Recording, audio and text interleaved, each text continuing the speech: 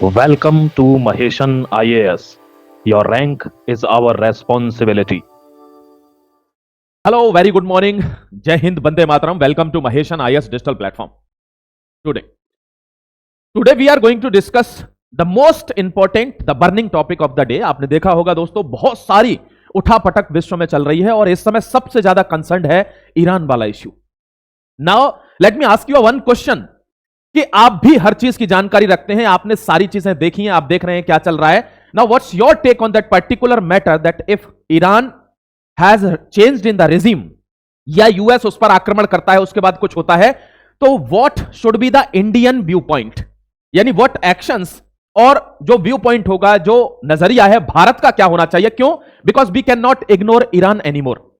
Venezuela से हमारा उतना लेना देना नहीं है, we are not strategically connected, और चाहे ट्रेड में ले लो, हमसे इतना मतलब नहीं है. बट ईरान हमारे पड़ोस में भी है और ये उधर हो रहा है, ये कहकर हम उसको इग्नोर नहीं कर सकते. So what your personal take on it, 100% comment section में लिखा करिए, उससे आपका पर्सपेक्टिव मजबूत होगा. मतलब आपका एक व्यू पॉइंट निकल कर आएगा, आप अपने आप में जानेंगे कि मेरा ओपिनियन मैटर कर रहा है. ईरान में आपने देखा, ये जो तस्वीर मैं आपको दिखा रहा हूं, ये कहां की है? ये तस्वीर है भारत की, यानी ये कारगिल की तस्वीर है. इसीलिए मैं आपसे पूछ भी रहा हूं कि what's your take on this matter. देखिए यहां पर pro Iran rally held in Kargil, support to Ayatollah Khamenei. ये देख लीजिए, यहां पर बहुत बहुत बड़ा प्रोटेस्ट हो रहा है. किसके सपोर्ट में? ईरान के सपोर्ट में. ईरान के सपोर्ट में प्रोटेस्ट हो रहा है. That means against the US.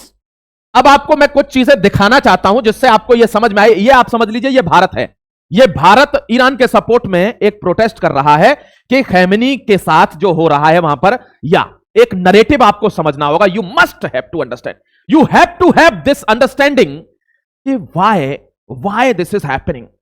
कि अगर कोई दूसरे धर्म का व्यक्ति मरता है या दूसरी कौम का व्यक्ति मरता है, there is no tension at all.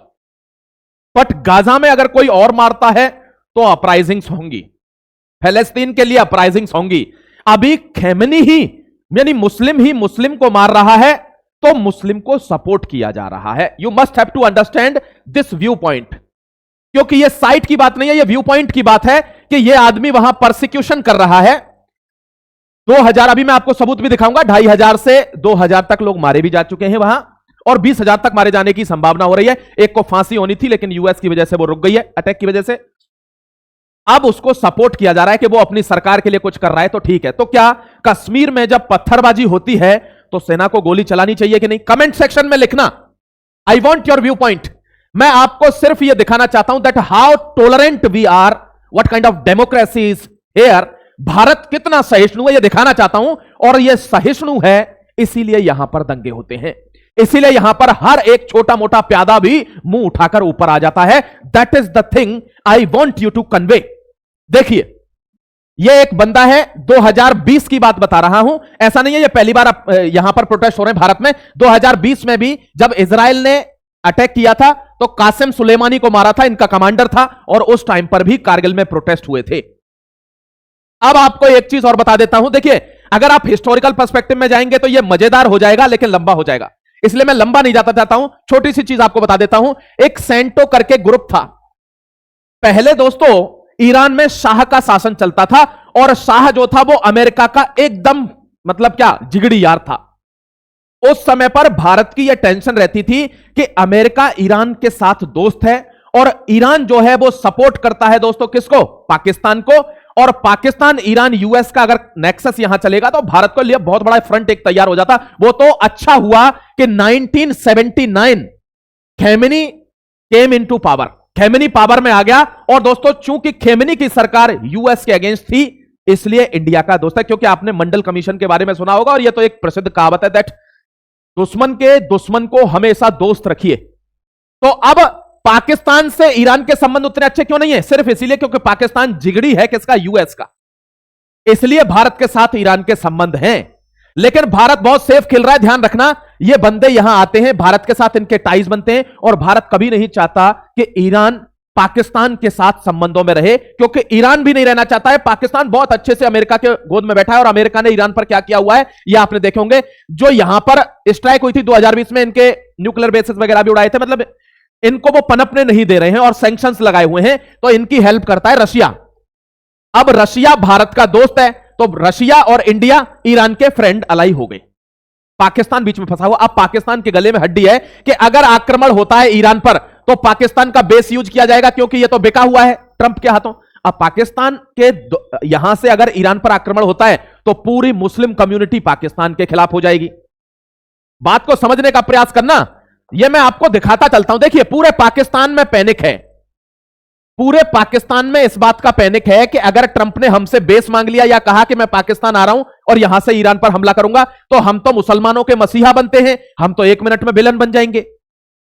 ऐसा हो सकता है, लेकिन ट्रंप भी जानता है कि पाकिस्तान बर्बाद हो जाएगा अगर ऐसा हुआ तो इसलिए वो जितने भी गल्फ नेशंस हैं, यानी जीसीसी आपने सुना होगा, गल्फ काउंसिल वाला, जीसीसी कंट्रीज को वो यूज कर रहा है अपने बेस के तौर पर ईरान में आक्रमण करने के लिए।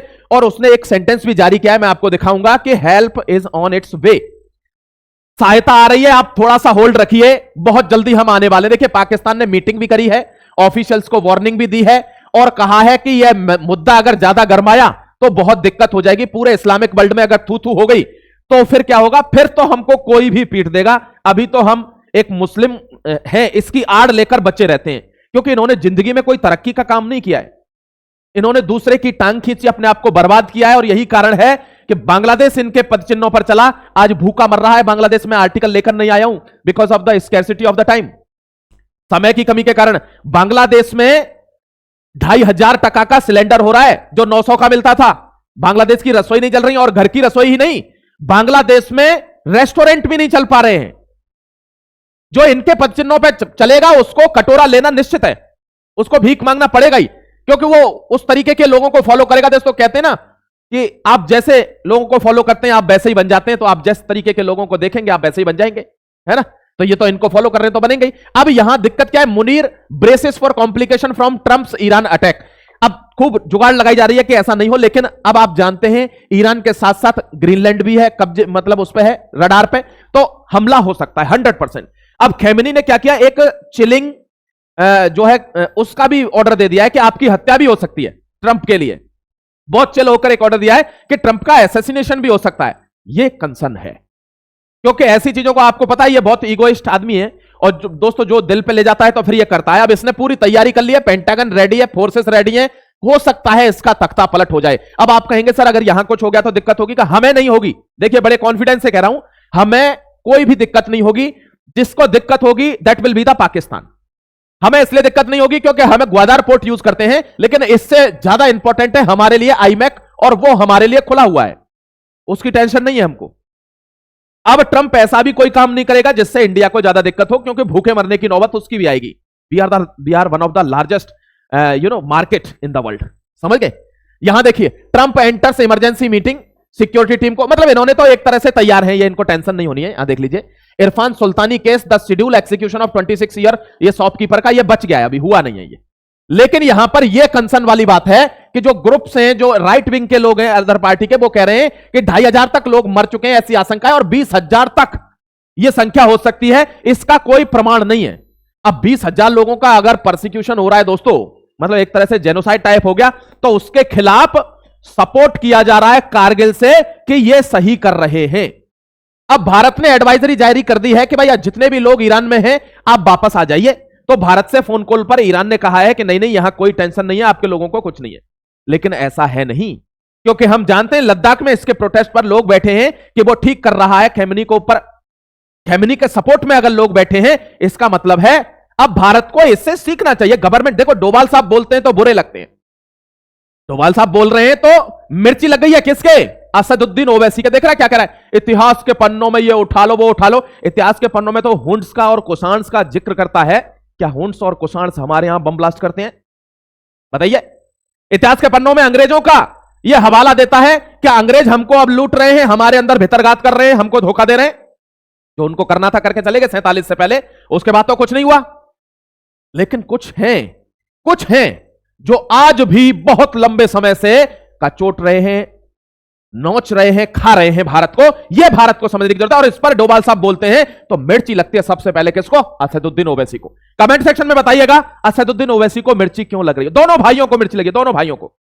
उस टाइम पर नहीं बोला जब बांग्लादेश में दीपन दास को मारा गया कल बोल रहा है, जब पता चल गई कि डोभाल साहब ने मैसेज दे दिया है, तो कल उसका भाई बोलता है कि बहुत गलत किया जो दीपन दास के साथ बांग्लादेश में ऐसा किया, ये इंसानियत की मौत है।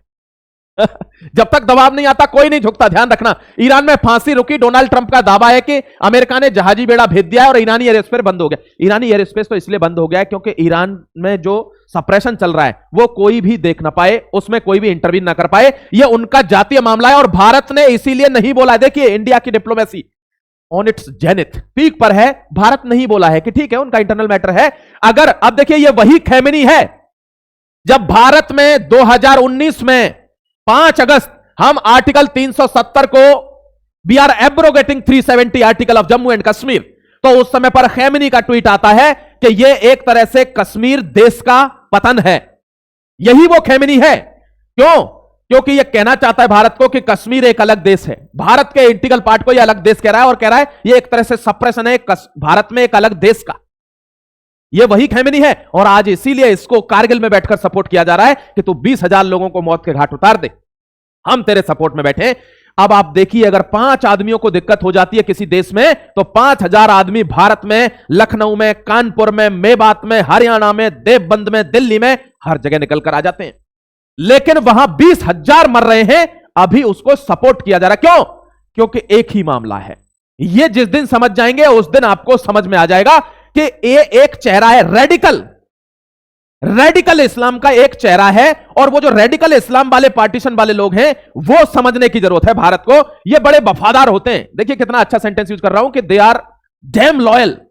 ये इतने वफादार हैं। हिंदू नहीं है, हिंदू तो गद्दारी करता है, आपने देखा होगा, जयचंद हो, होलकर हो, सिंधिया हो, ये वफादार हैं। ये पूरी दुनिया में कहीं भी रेडिकल इस्लाम होगा, उसमें कुछ भी होगा, तो यहां जो रेडिकल इस्लामिक होगा वो उसके साथ मिल जाएगा 1 मिनट में। हिंदू ऐसा नहीं है और यही कारण है कि हमारे मंदिर टूटे, हमको लूटा गया। And that was the doctrine explained by the national security adviser of India Ajit Doval sahab. वो मैंने आपको समझाया था, आपने नहीं देखा तो समझ लेना। यहां देखिए, Trump told Iranian protesters that help is on it's way. Help रास्ते में है, बस आप थोड़ी देर होल्ड करिए, आने वाली है हेल्प। यह कह चुका है ट्रंप। इस वजह से ही दिक्कत में है कौन? पाकिस्तान। सारी गल्फ कंट्री भी दिक्कत में है कि हम भी मारे जाएंगे। देखिए, this time bullet won't miss Iranian TV airs chilling assassination threat to Trump. मैंने आपको अभी एक चीज बताई थी कि 1951 के टाइम पर भारत ने सेंटो ज्वाइन नहीं किया था और यही कारण था कि अमेरिका फ्रंट था और ईरान उसकी गोदी में बैठा था। पाकिस्तान से पूछा गया था तो भारत क्या चल रहा था? भारत का नेम चलता था उस टाइम पे, नॉन अलाइम मूवमेंट। पाकिस्तान से पूछा गया तुम क्या करोगे? कि मैं तो अब्बा जान आपके पैर की धूल हूं। और यही कारण है कि अमेरिका और पाकिस्तान के रिश्ते कोल्ड वॉर के टाइम पर ऑन इट्स पीक, और इसी वजह से आज भी अमेरिका उसको हर मुमकिन प्रयास करता है सपोर्ट करने की, क्योंकि वो जानता है कि भारत के बगल में रहकर अगर यह बचा रहेगा इतनी हरकतों के बावजूद, तो मैं सपोर्ट करूंगा, तब बचा रहेगा। ध्यान रखना दोस्तों, 1965 में ईरान ने सपोर्ट किया था किसको? पाकिस्तान को, हथियारों के साथ, क्योंकि अमेरिका जानता था कि 1965 में पाकिस्तान ने घुसपैठ की हुई है, इन्फिल्ट्रेशन किया है भारत के अंदर, लेकिन ये मेरे हथियारों के बिना 10 दिन भी सरवाइव नहीं कर पाएगा, इसलिए वो डायरेक्ट हथियार तो दे नहीं सकता था। उसने हथियार ईरान को भेजे, शाह की गवर्नमेंट में, और उसने फिर शाह ने हथियार भेजे कहां? पाकिस्तान में, और इस तरीके से भारत के पीछे भितरघात हुआ है। आप भारत की हिस्ट्री को पढ़िए तो सही। यहां देखिए, Iran will target all US. क्यों इन पर इतना टारगेट कर रहा है? ये तो इसके जिगड़ी हुआ करते थे, क्योंकि ये इसका एंटी रेजिम है, ये पाकिस्तान का साथी भी नहीं है, क्योंकि पाकिस्तान इसका जिगड़ी यार है। भारत से इसके संबंध है। अब इसका तेल जब नहीं बिकता है तो क्या होता है? सैंक्शंस क्यों लगाए जाते हैं? कि तेल कैस्पियन सी में होकर, ध्यान रखना मेरे दोस्त, कैस्पियन सागर में होकर तेल यहां पहुंचता है रशिया, और रशिया उस तेल को एक्सपोर्ट करता है दूसरे देशों के लिए, तब ईरान की इकोनॉमी चलती है। You need to understand the basics. समझ गए? यहां देखिए, अब इन पर कहां इन पर अटैक होंगे, ये सब इनके ठिकाने हैं, देख लीजिए। Research facility, nuclear power plant, uranium mine, uranium conversion plant, uranium enrichment plant, undeclared nuclear activities, ये सब जगह पर स्ट्राइक होंगी जहां जहां इनको लगेगा कि ये न्यूक्लियर बॉम्ब बनाएगा। समझ गए? यहां देखिए, ये बेस है अमेरिका के मेरे दोस्त, ये गल्फ कंट्रीज में बेस है अमेरिका के, जिनसे ये ईरान के ऊपर आक्रमण करेगा। ये रहा ईरान। इसीलिए यह डर में है। क्यों? क्योंकि जितनी भी जीसीसी की कंट्री है, गल्फ कंट्री काउंसिल वाली, वो उनको धमकी दे चुका है। कौन? ईरान। चाहे वो बहरीन हो, कुवैत हो, कतर हो, कि अगर आपके यहां से मेरे यहां पर एक बारूद का गोला भी आया तो मैं आपको जो है इनेमी टेरिटरी समझ लूंगा, अमेरिका समझ लूंगा, और हमारे यहां से अनगिनत मिसाइलें आपके ऊपर दागी जाएंगी। इसलिए पूरे थर थर कांप रहे हैं। इसीलिए ट्रंप भी जानता है इस बात को कि मेरे चक्कर में बहुत लोग मारे जाएंगे। ये देखिए, panic spread in the middle east. Yes, obvious है यार, फैलेगा ही, क्योंकि US forces use your basis. आपका बेस यूज करके ईरान पर आक्रमण किया जाएगा, तो ईरान कहां आक्रमण करने जाएगा? अमेरिका नहीं, आपके बेसिस पर ही आक्रमण करेगा ना, आपके कंट्री का नास्ते नाबूद कर देगा। यानी आपको, पूरे गल्फ कंट्रीज को, ईरान को, जितने भी लोग इसमें शामिल होंगे, उनको 20 से 25 साल पीछे धकेल देगा डोनाल्ड ट्रंप, कमजोर कर देगा। और फिर इसी की हेल्प से आप उठते हुए आना अगले 50 साल में। ये जानते हैं सब लोग। US versus Iran bye US basis in Qatar, Iraq, Bahrain could be Iran primary target. हां, ये इसलिए क्योंकि यहां पर इनके सॉलिड बेसिस हैं। ये ईरान के प्राइमरी टारगेट्स रहेंगे, क्योंकि तुम हमारे ही खिलाफ हो गए। यानी यहां भाई भाई में जंग होने वाली है। ध्यान रखना दोस्तों, पाकिस्तान सुन्नी मुस्लिम ग्रुप का मेंबर है, जिसको इस्लामिक नाटो के नाम से जाना जाएगा। और बहुत जल्दी ये देखना, जैसे ये नाटो बना हुआ था, जो जिसमें पूरा यूरोप और अमेरिका था, अब वो टूट रहा है, क्योंकि यूरोप जा रहा है दोस्तों रशिया पुतिन की तरफ। वैसे ही इस्लामिक नाटो फॉर्म हो रहा है, और वो पाकिस्तान को बचाने के लिए हो रहा है। अभी इसमें 3 देश हैं, मैं आपको आर्टिकल बता चुका हूं, पाकिस्तान, सऊदी, टर्की। लेकिन वो दिन दूर नहीं है when multiple Islamic nations will be there in NATO. और 57 देश ऑलरेडी हैं ऑर्गेनाइजेशन ऑफ इस्लामिक कॉर्पोरेशन में, ओआईसी में। बहुत जल्दी इस्लामिक नाटो का रूप बड़ा हो जाएगा। हो सकता है ये यूरोपियन नाटो से बड़ा निकल जाए। 30-31 देश हैं उसमें, यहां 57 तो सिर्फ इस्लामिक कंट्रीज हैं। और पाकिस्तान यही चाहता है कि इस्लामिक नाटो बन जाए, तो कभी भी कुछ भी कर दूंगा और बाद में आके कह दूंगा कि हमने ऐसा नहीं किया है, हम आतंकवाद के खिलाफ लड़ते हैं, छोड़ दे। समझ गए? मैं हमेशा बचा रहूंगा भारत से, लेकिन ऐसा है नहीं। ये उसके ख्याल है, ऐसा है नहीं, ऐसा नहीं होगा, ध्यान रखिएगा। Regime collapse in Iran would also further, देखिए ये सिर्फ इतना कहना चाह रहा है कि अगर ईरान में रिजीम कोलैप्स होती है यहां पर, तो इसका असर पड़ेगा दोस्तों रशिया पर भी, और इसका असर पड़ेगा चाइना पर भी।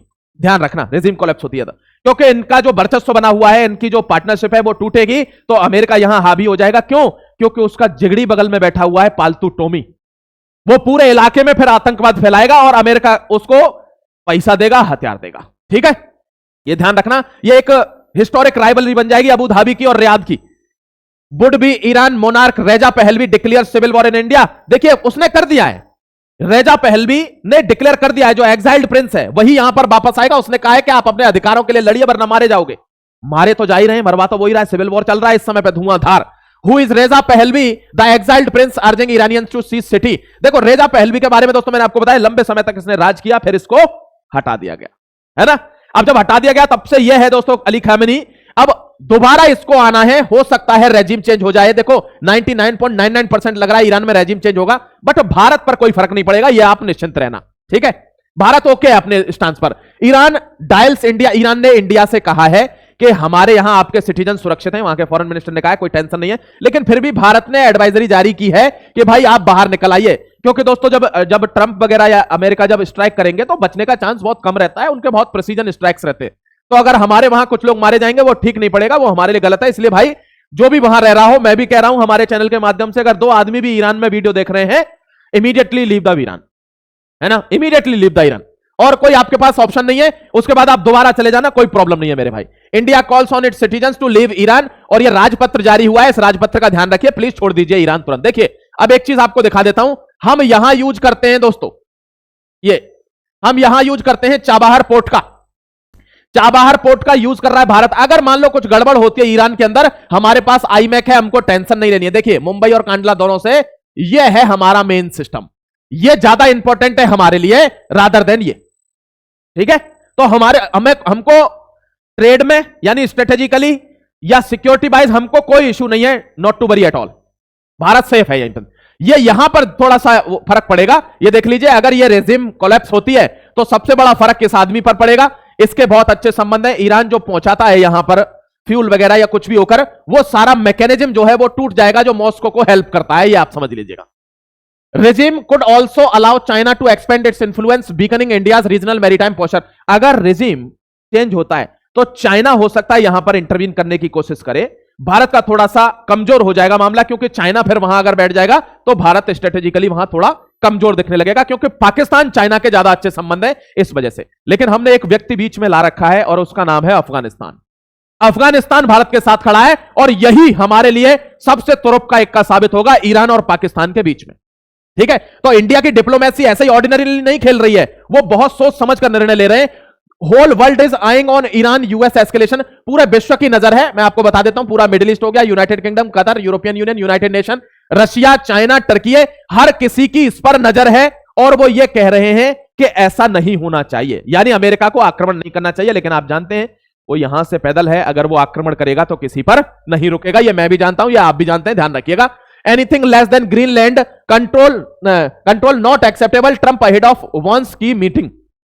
जेडी वांस जो वाइस प्रेसिडेंट है उससे मीटिंग करने में ट्रंप ने फिर दोबारा कहा है कि ग्रीनलैंड के कंट्रोल लेने से कम मेरे को कुछ भी पसंद नहीं है, मुझे बहुत चाहिए। ग्रीनलैंड क्यों चाहिए इस पर मैं एक सेपरेट वीडियो बना दूंगा। अभी जो डेवलपमेंट था मैंने आपके सामने रख दिया है हिस्टोरिकल पर्सपेक्टिव से भी, और भारत एकदम सेफ है, भारत को कोई टेंशन नहीं है। लेकिन पड़ोसी होने के नाते हम यह कहकर नहीं टाल सकते कि यह तो दूर का मामला है। हमारा क्या स्टैंड होना चाहिए ये आप भी कमेंट सेक्शन में लिखना। भारत को किस चीज, इसीलिए भारत चुप है, उसने कोई स्टैंड नहीं दे रहा, ना वो हां कर रहा है ना वो ना कर रहा है, and that is called geopolitics. Thank you very much, I will see you in the next video very soon. Till then take care, God bless you, subscribe Mahesan IAS and press the bell icon. Thanks a lot, जय हिंद, वंदे मातरम।